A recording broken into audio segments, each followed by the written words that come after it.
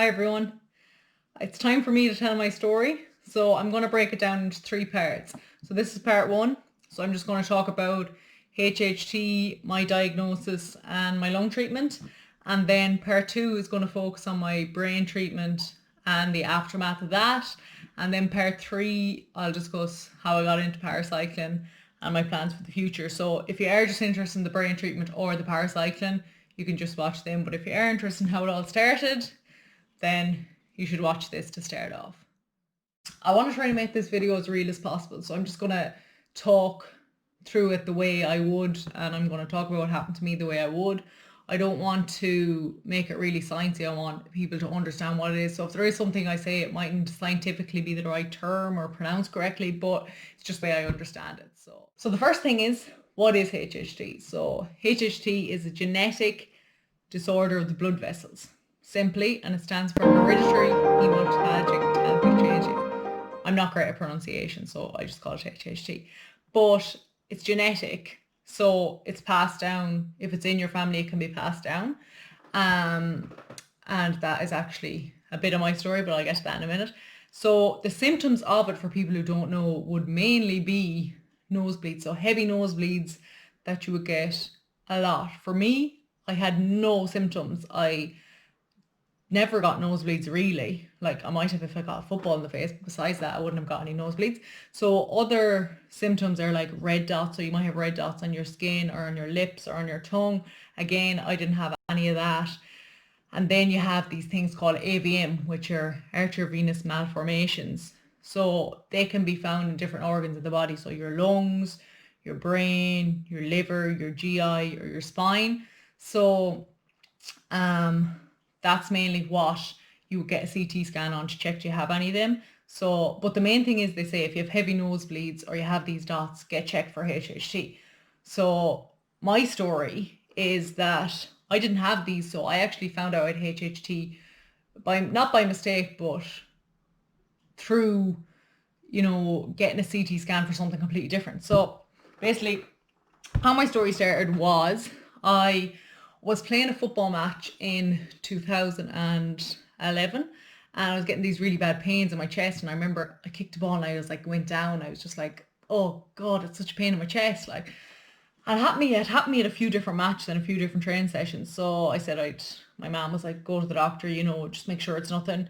My brother has sports induced asthma, so the shortness of breath part we thought might be just related to that. I didn't have asthma, but anyways, I went to the doctor, and she listened to my chest and that, and she wasn't sure. So she said, get an x-ray, just see if, I might have a chest infection, put me on antibiotics. So I got the x-ray, went on the antibiotics, came off the antibiotics, and next thing I got a phone call from the respiratory specialist in Roscommon, and he was like, listen, I want you to come and see me. So I went in and he was like, how are you feeling? And I was like, grand. I thought it was a chest infection. It wasn't a big deal. So I went into him, and he basically said that there was a shadow on my x-ray and that this was showing up an AVM, which is a malformation. And he said that the only reason he had picked up on this was because for his final year study, he had studied the condition HHT. And for a medical eye, or for someone who does not know anything about the condition, or it's so rare that some doctors mightn't actually know what it is, they wouldn't have picked it up, and they would have just given me the stuff for the chest infection and sent me off. So he said he had picked this up because he studied it, but I was very lucky basically that I got in contact with him. So then from there, I had sent to Cork, which is the Centre of Excellence for HHT in Ireland. I'm going to put a link to HHT website below, so you can, if you think this is something you might have, or if you want to read a bit more about it, you can click on there. So yeah, I was sent to Cork and scanned, and yes, there was AVMs in my lungs, so it was something that needed to be treated. For the lung AVMs, there's a simple procedure. So what he done was explain to me the different procedures, the size of the AVMs, what was going to be done. So I decided to have the lung treatment. It was a 1-night hospital stay. Yeah, 2-night hospital stay, I think. And basically what it was I would get metal coils put into my lung to block off the AVM. So basically, in layman's terms, what they were extra arteries or extra capillaries that I did not need, and therefore the coil was inserted through my groin and up into my lung, and it blocked off that part, blocked off blood going to that part. So blood could no longer get to the capillary or get in there. So what would happen with that would shrivel away and die. And then from them shriveling away, so we'll say the 7 that were in there was 7 coils, they blocked them off and then they shriveled away, and you were scanned after, I think it was 3 months a year, 3 years, to make sure that everything was okay, and everything was perfect. And I was back playing football within a week. Like, I was grand, 100%. In now hospital, grand, coils in my lungs, so I just needed to make sure I told people that I had them and that sort of stuff. But yeah, so what blocking them off done was, like, in the x-ray, it made it reduce the shadow, as in it was giving me greater lung capacity. So I was actually working off a lower lung capacity, which I didn't know, and which people are probably walking around with themselves and they don't know. So with HHT, it's not necessarily life-threatening, like, as in, if you don't know you have it, it might not necessarily kill you. And I'm not saying this in a bad way, because people have died from it, but if you have nosebleeds and that, just get yourself checked out. Simple as that. A nosebleed won't kill you, but if there was an internal bleed, obviously, like anything else, it could be fatal. So that was my lung. My lung was treated, and I was gaining more lung capacity, which was brilliant from a sports side of things. And it was also, the doctor was like, you're a sports person, you've been working off a lower lung capacity. Imagine what you could do when you have your higher lung capacity, or full lung capacity, we could say. So from this, then the next thing was to find out where I had got it from. Was there other people in my family who had this condition? So at the time, I knew not much about HHT. It was more just treating the AVMs and that. So they look back then on family history, and I remember my mum and dad thinking, oh my God, which side of us did it come from? So your man lists off the symptoms. I was like, nosebleeds, red dots. And I remember my dad walked in and he was like, yeah, it's your side it's coming from. So my dad always suffered from nosebleeds, as did his sister who has HHT, and as did their father.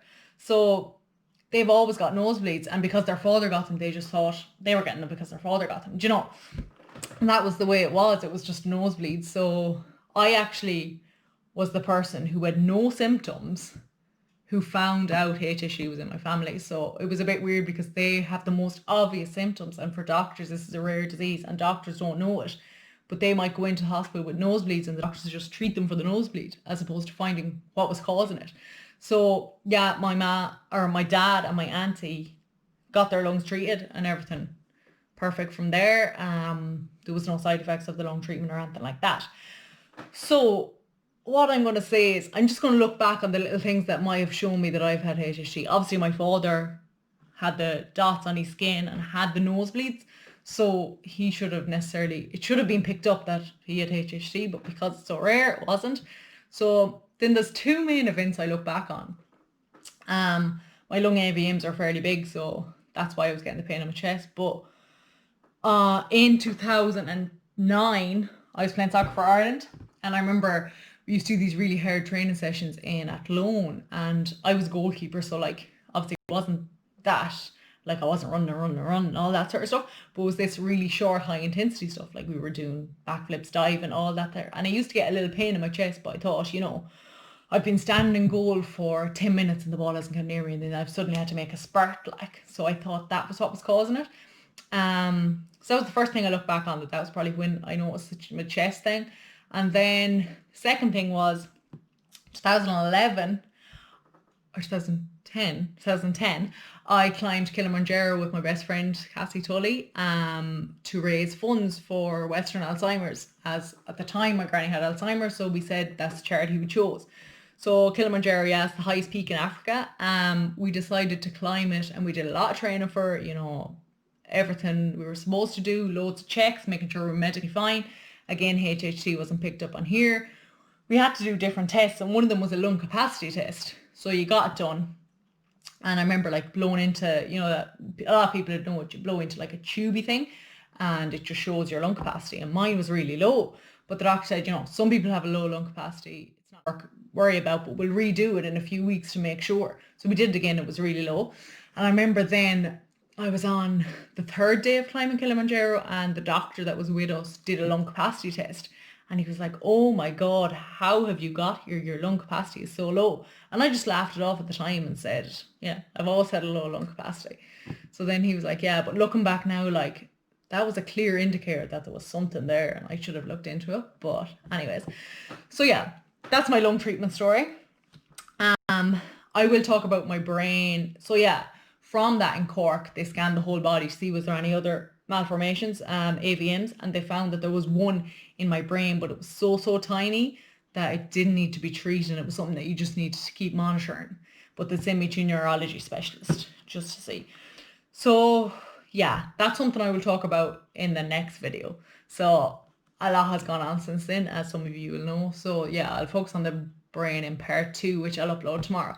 But there's one more thing I want to say about HHT before I finish. So HHT Ireland is a charity, and they focus on the awareness of HHT. So as I said, it's such a rare condition that some people actually don't even know they have it. So if you know someone that might get nosebleeds or has red dots or anything like that, just show them the page and have a look at it. So I'll put the link below, as I've said, for their website. So if you click in there, as well, there's a Cure HHT.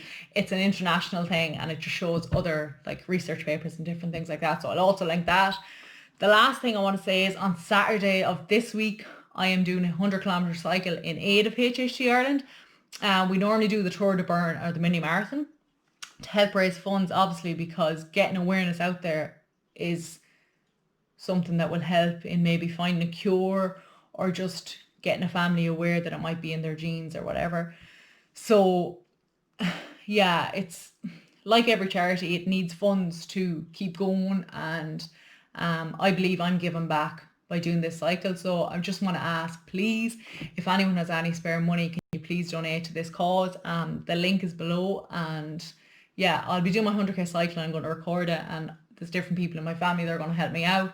So I'll be putting that video up next week. But please, if you can, just donate and try to spread the word about HHT. So if you are going out on Saturday and you're doing a walk, cycle, anything yourself, it's a virtual Moveathon, it's called. So will you just put the hashtag move4, as in the number 4, HHT, and we're just trying to get a bit of awareness out there. So thanks. And if this was interesting, you want to see what happened to me following on from this, please watch part 2. So thanks a million.